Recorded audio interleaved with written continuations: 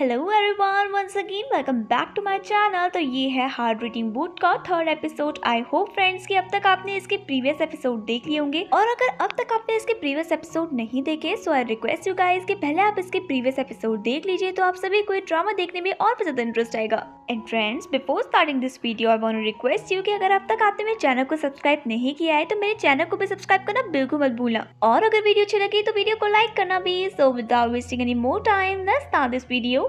तो दोस्तों, जैसा कि आपने प्रीवियस एपिसोड में देखा ही था कि किस तरीके से नेओन शिकी को अपने जाल में फंसाकर उससे वो कॉन्ट्रैक्ट पेपर लेना चाहती थी, लेकिन शिकी तो उसी प्यार के जाल में बिल्कुल भी नहीं फंसता है। और इन्हीं सारी चीजों को देखकर वो बहुत ज्यादा फ्रस्ट्रेट हो जाती है और उसके बाद अपने कमरे में आकर सो जाती है। सुबह जैसे ही उसकी नींद खुलती है तो वो देखती है कि किचन में शिकी उसके लिए ब्रेकफास्ट बना रहा है। शिकी को जब वो इस तरीके से किचन में काम करते हुए देखती है ना, तो वो उसे शिकी में एक तो परफेक्ट हस्बैंड की क्वालिटीज दिखती है। उसके लुक्स को देखकर तो वो एकदम पिघल जाती है और उसे काम करते हुए ही देखती रहती है। थोड़ी देर में वो अपने इमेजिनेशन की दुनिया में जाती है और उसके बाद इमेजिन करती है कि अगर शिकी सच में उसका हस्बैंड बन गया तो किस तरीके से वो खाना बनाते बनाते रोमांस करेंगे। तो जब वो ये सारी बातें सोच रही होती है, इतने में ही शिक्यू की नजर उस पर पड़ती है, जो कि काफी अजीब अजीब से मुंह बना रही होती है। शिक्यू उसे देखने के बाद सोचने लग जाता है कि आखिरकार नेओन करना क्या चाहती है, बट नेओन को तो कोई परवाह नहीं थी। वो तो अपने ख्वाबों की दुनिया में इतना ज्यादा खो जाती है कि वो शिक्यू को भी अपने सामने नहीं देख पाती है। शिक्यू कई बार उसे आवाज लगाता है, लेकिन वो उसकी आवाज को बिल्कुल सुनती नहीं है। थोड़ी देर में फाइनली जब शिक्यू उसे जोर से आवाज लगाता है तब वो सुनती है, और उसके बाद उसे बोलने लग जाती है कि क्या हुआ, तुम इस तरीके से क्यों बोल रहे हो। तो शिकी उससे बोलता है कि कब से मैं तुम्हें आवाज लगा रहा हूँ लेकिन तुम मेरी आवाज सुन ही नहीं रही हो, तुम ठीक तो हो ना, और ये कैसे फेस बना रही थी तुम। तो नेओन उससे बोलने लग जाती है कि कुछ नहीं, वो बस मैं एक्सरसाइज कर रही थी। तो फिर शिकी उससे बोलने लग जाता है कि तुम्हारी एक्सरसाइज तो काफी ज्यादा फनी थी। बाय द वे, तुमने अगर अपनी एक्सरसाइज खत्म कर ली हो तो मैंने तुम्हारे लिए ब्रेकफास्ट बनाकर टेबल पर रखा है, तुम अपना ब्रेकफास्ट कर लेना। और इसी तरीके से वो उसको देखकर हंसने लग जाता है। तभी नेओन उससे बोलती है कि तुम मुझे देखकर हंस क्यों रही थी, मैं वाकई में एक्सरसाइज कर रही थी, देखो मुझे बहुत सारी एक्सरसाइजेस आती है। और इसी तरीके से वो शिकी को परेशान करने के लिए उसी के सामने एक्सरसाइज करने लग जाती है। लेकिन जब शिकी वहां पर से जाने वाला होता है तभी नेओन का पैर टेबल से टकराता है और उसके बाद वो उसके ऊपर गिर जाती है। बट जैसे तैसे करके शिकी उसे संभाल देता है। उसके बाद वो उससे बोलने लग जाता है कि तुम्हारा ध्यान कहाँ रहता है, जरा संभल कर चला करो, कभी तो हमारा कॉन्ट्रैक्ट खत्म हो गई और उस टाइम पे मैं तुम्हें इस तरीके से संभालने के लिए नहीं रहूंगा।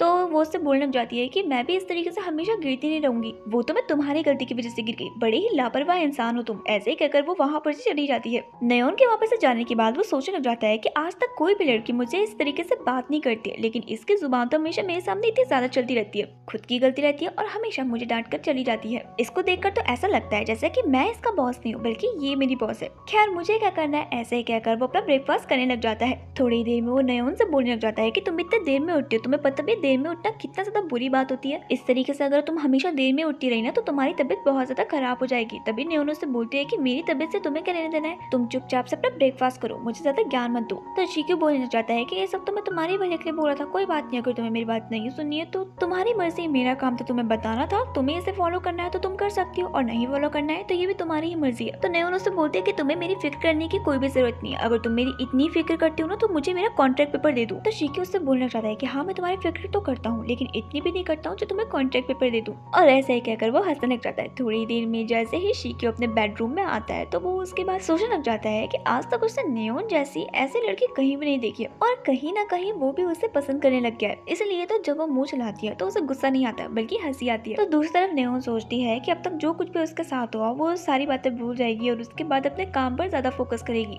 जिस काम के लिए वो शिक्यू के साथ रह रही है। उसे एक अच्छी लाइफ जीनी है, इसलिए उसे शिक्यू के साथ तो रहना ही पड़ेगा। और आज वो शिक्यू को खुश करने के लिए और उसे सरप्राइज देने के लिए बहुत ही जल्दी उठ जाती है। थोड़ी ही देर में वो शिक्यू के पास जाती है, जो कि सुबह सुबह जॉगिंग करने के लिए गया होता है। नेओन को सुबह सुबह इस तरीके से अपने सामने देखकर शिक्यू उससे बोलता है कि क्या बात, आज तुम इतने जल्दी कैसे उठ गई। तभी नेओन उससे बोलती है कि कल तुमने मुझसे कहा था ना कि मुझे जल्दी उठना चाहिए, तो मैंने डिसाइड किया है कि आज के बाद मैं हमेशा जल्दी उठूंगी और एक्सरसाइज भी करूंगी। तो शिक्यू उससे बोलता है कि ये तो बहुत अच्छी बात है, मुझे बहुत खुशी हुई कि तुम मेरी बात मान रही हो और उस पर इम्प्लीमेंट भी कर रही हो। बाय द वे, तुम्हें लगता नहीं है कि एक्सरसाइज करने के लिए जो कपड़े तुमने पहने हैं वो सही नहीं है। तो नेओन शिक्यू से बोलती है कि नहीं नहीं, एक्सरसाइज करने का तो मैंने कल से सोचा है, आज तो मैं सुबह सुबह काम पर जाऊंगी और मन लगाकर अपना काम करूंगी। तो उसके बाद शिकी उससे बोलने लग जाता है कि ये सारी बात तो ठीक है, लेकिन तुमने ब्रेकफास्ट तो कर लिया है ना, क्योंकि आज मैंने तुम्हारे ब्रेकफास्ट नहीं बनाया। तो नेओन से बोलती है कि हाँ मैंने कर लिया, तो मेरी टेंशन मत लो, मैं तुमसे बाद में मिलती हूँ। ऐसा ही कहकर वो वहाँ पर से चली जाती है। भले ही नेओन सुबह सुबह ऑफिस के लिए चली जाती है, लेकिन वो ऑफिस गई नहीं होती है। काफी देर से शिकी उसका ऑफिस में वेट करता है, लेकिन वो वहाँ पर नहीं होती है। वो उसे बार बार कॉल भी करता है, लेकिन वो वहाँ पर उसका कॉल भी नहीं उठाती है। शिकी को नेओन की बहुत ज्यादा टेंशन होती है, इसलिए वो अपने मैनेजर से भी पूछता है, लेकिन उसके मैनेजर को भी कुछ नहीं पता होता है। लेकिन इतने में ही वहाँ पर एंट्री होती है नेओन की।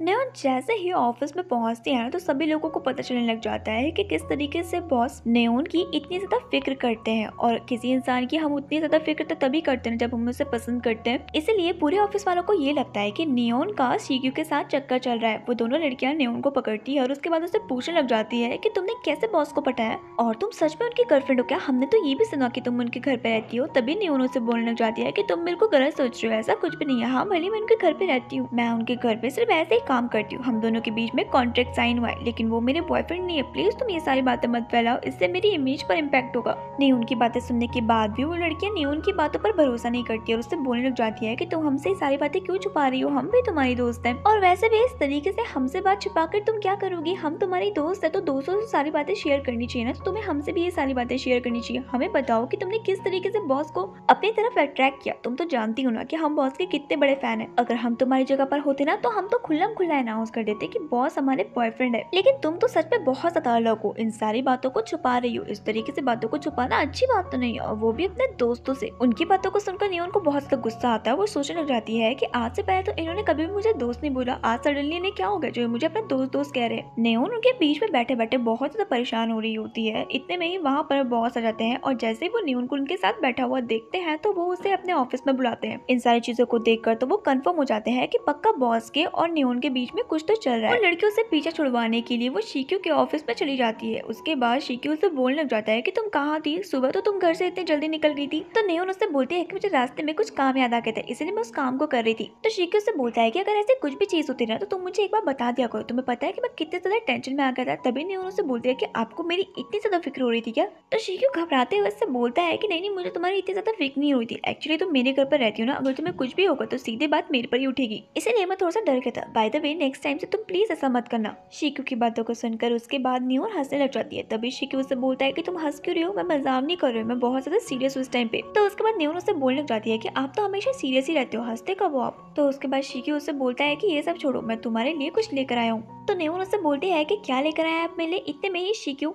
अपने जेब से कैंडी निकालता है और उसके बाद उसे नेओन के मुंह में डालता है और उससे बोलने लग जाता है कि मुझे पता है कि हर लड़कियों को कैंडी बहुत ज्यादा पसंद होती है ना, सो आई होप कि तुम्हें भी ये कैंडी बहुत पसंद होगी। बाय द वे मैंने आज से पहले ऐसा गिफ्ट किसी को भी नहीं दिया, फर्स्ट टाइम तुम्हें ही दे रहा हूँ और मैं सोच रहा था कि तुम्हें आखिरकार दूं क्या। तो दूसरी तरफ शिक्यू की मॉम मैनेजर को मैसेज करती है और उसको बताती है कि वो बहुत ही जल्दी उनके ऑफिस में आने वाली है और वो इस बात को शिक्यू को ना बताए क्योंकि वो शिक्यू को सरप्राइज देना चाहती है। इसी तरीके से ये मैसेज धीरे धीरे करके ऑफिस के हर इंसान को सर्कुलेट हो जाता है। सभी को पता था कि शिक्यू किसी से भी नहीं डरता अपनी मॉम के अलावा, और वो अपनी मॉम का कहा हुआ कहना कभी भी नहीं टाल सकता है। बट मैनेजर जितना वफादार शिक्यू की मॉम का था उससे भी ज्यादा वफादार शिक्यू का था, इसलिए वो शिक्यू को जाकर बता देता है कि उसकी मॉम उसे देखने के लिए ऑफिस में आने वाली है। इन सारी बातों को सुनने के बाद शिक्यू उससे बोलने लग जाता है कि तुम टेंशन मत लो, मैंने ना तरकीब निकाल दी और इस बार मॉम मुझे लड़कियों के नाम से बिल्कुल परेशान नहीं करेगी। तो दूसरी तरफ थोड़ी ही देर में नेओन अपने फाइल शिक्यू के ऑफिस में लेकर आती है। तभी शिक्यू उसे बताता है कि बहुत ही जल्द उसकी मॉम यहाँ पर आने वाली है, इसलिए उसे अब उसकी गर्लफ्रेंड बनने की एक्टिंग करनी पड़ेगी। शिक्यू की बातें सुनने के बाद नेओन उससे बोलती है कि जब आपकी मॉम यहाँ पर से चली जाएगी तो उसके बाद हमारा कॉन्ट्रैक्ट खत्म हो जाएगा क्या? नेओन ये सारी बात इसलिए कहती है क्योंकि वो अब शिक्यू को पसंद करने लग गई थी और वो उससे दूर नहीं जाना चाहती थी। बट शिक्यू को तो लगता है कि वो उससे पीछे छुड़ाना चाहती है, इसलिए वो उससे ये बात बोल रही है। तो शिक्यू उसे बोलता है कि तुम टेंशन मत लो, जब मेरी मॉम यहाँ पर से आएगी उन्हें विश्वास हो जाएगा कि तुम्हें मेरी गर्लफ्रेंड हो तो हमारा कॉन्ट्रैक्ट ऑटोमेटिकली खत्म हो जाएगा। इन सारी बातों को सुनने के बाद वो उदास हो जाती है, बट वो शिक्यू के सामने ऐसा प्रिटेंड करती है जैसे कि वो बहुत ज्यादा खुश होगी। थोड़ी ही देर में जैसे ही उसके ऑफिस का काम खत्म होता है तो तो वो बस स्टॉप पे बस का वेट करने लग जाती है। जब वो अपना फोन चला ही रही होती है तो इतने में ही उसके आगे अपनी कार लेकर शिक्यू वहाँ पर आ जाता है। उसे देखने के बाद वो काफी ज्यादा शॉक हो जाती है और इधर उधर देखने लग जाती है कि कहीं कोई उन दोनों को साथ में देख ना ले। शिक्यू उसे इशारों में ही कार में आने के लिए बोलता है, लेकिन वो काफी ज्यादा डरी होती है तो वो कार में जाने के लिए मना कर देती है और उसके बाद उसे मैसेज करके बोलती है कि पूरे ऑफिस वालों को लगता है कि वो बहुत ज्यादा खड़ूस है और अगर उसने नेओन को अपने साथ कार में बैठाया और किसी ने भी उन दोनों को साथ में देख लिया तो सभी पक्का सोचेंगे कि उन दोनों के बीच में कुछ न कुछ तो चल रहा है। तो शिक्यू उसे बोलता है कि मुझे तुम्हारा कुछ भी समझ में नहीं आता है, तुम लोगों के बारे में इतना ज्यादा क्यों सोचती हो? तुम्हें पता है कि मैं तुम्हारा बॉस हूँ, मुझे पता है कि तुम मेरी सेक्रेटरी हो, इससे ज्यादा कुछ भी नहीं है, तो लोग क्या कहेंगे, इससे तुम्हें क्या फर्क पड़ता है? तभी नेओन उसे बोलती है कि नहीं मैं आपके साथ नहीं आ रही हूँ, मैं पैदल ही आ जाऊंगी, आप जा लीजिए। नेओन की बातों को सुनकर शिक्यू उससे बोलता है कि जैसे तुम्हारी मर्जी, ऐसा ही कहकर वो वहाँ पर से चला जाता है। तो जब वो दोनों एक दूसरे से इस तरीके से इशारों में बातें कर रहे होते हैं तो उन दोनों को ऑफिस की एक लड़की देख लेती है और अब तक जो बातें अफवाह बनकर पूरे ऑफिस में फैल रही थी सबको वो रियलिटी लगने लग जाती है। धीरे धीरे ऑफिस के हर एक इंसान को ये खबर पता चल जाती है कि नेओन शिक्यू को डेट कर रही है। इतने में वहाँ पर एक लड़की आती है जो कि शिक्यू को पसंद करती है, वो शिक्यू की दोस्त भी होती है। वो नेओन के पास जाती है और उससे बड़े ही अच्छे तरीके से बात करती है और उसे अपना दोस्त बनाने की कोशिश भी करती है। बेचारी नेओन को उसकी चाल के बारे में नहीं पता होता है और उसे ऐसा लगता है कि वाकई में वो लड़की बहुत ही अच्छी है, वो जेन्युइनली उसकी हेल्प भी करना चाहती है। थोड़ी ही देर में बातों में वो नेओन से बोलती है कि बॉस ना बहुत ज्यादा गुस्से वाले इंसान है और यही नहीं, उनकी तो बहुत सारी गर्लफ्रेंड्स भी है। बॉस ना एक नंबर के कमेंडी इंसान है, जब देखो तब अपने पैसों का रौब चाटते रहते हैं सबके सामने। सच बताऊं तो मैं हमारे बॉस जैसे लड़के को कभी भी डेट न करूं। तो जब वो लड़की बार बार शिक्यू की बातें नेओन से कर रहे होते ना तो नेओन को काफी ज्यादा अनकंफर्टेबल फील होता है और उसे ऐसा लगता है कि जानबूझ के उसे शिक्यू की बातें कर रही है, इसलिए वो बस चुपचाप से उसकी बातें सुन रही होती है और उसकी बातों का कुछ भी रिप्लाई नहीं देती है। लेकिन इतने में ही वहाँ पर शिक्यू आ जाता है। भले ही वो लड़की शिक्यू की दोस्त थी, लेकिन शिक्यू की ये आदत थी कि वो कभी भी किसी लड़की से फालतू बातें नहीं करता था। वो जैसे ही नेओन को अपने दोस्त के सामने देखता है तो अपने दोस्त को हाय कहता है और उसके बाद नेओन का हाथ खींचकर उसे वहाँ पर से लेकर चला जाता है। शिक्यू का ये बिहेवियर देखकर उसके दोस्त को बहुत ज्यादा बुरा लगता है और उसे ऐसा लगता है कि जो कुछ भी हो रहा है ना, इस सब के पीछे नेओन का ही हाथ है। अगर नेओन शिक्यू के लाइफ पे नहीं आई होती ना तो शिक्यू उसके साथ ऐसा बिहेव कभी भी नहीं करता।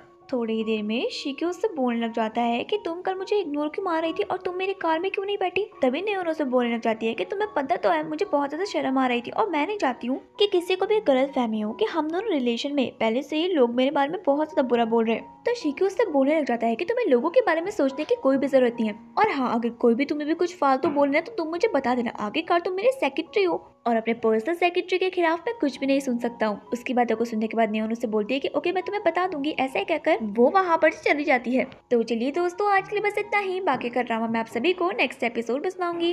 तब तक के लिए bye and wish you very happy Diwali friends. And I wish कि इस दिवाली आप सभी की सारी विशेष पूरी हो जाए। आप सभी अपना ध्यान रखिएगा और अच्छे से दिवाली को सेलिब्रेट करना।